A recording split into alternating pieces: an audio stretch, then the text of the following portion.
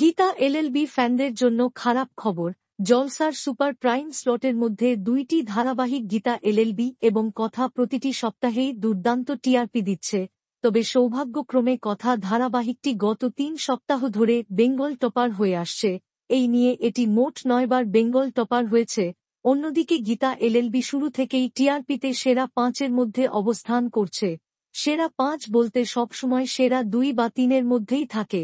শুরু থেকে এখন পর্যন্ত গীতা এলএলবি মাত্র ৩ বার বেঙ্গল টপার হয়েছে, প্রতিটি সপ্তাহে ০.১ বা ০.২। টিআরপির ফারাকের কারণে গীতা এলএলবি বেঙ্গল টপার হতে পারেনি। গত সপ্তাহে বেঙ্গল টপারের টিআরপি ছিল ৭.৪, কিন্তু গীতা এলএলবি ছিল ৭.৩। এই সামান্য ০.১ টিআরপির ব্যবধানের জন্য গীতা এলএলবি বেঙ্গল টপার হতে পারেনি।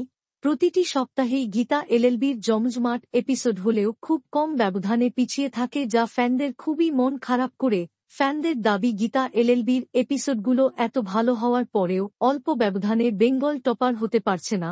আপনাদের কি মনে হয়, গীতা এলএলবি আগামীতে বেঙ্গল টপার হতে পারবে? কমেন্টে জানাবেন।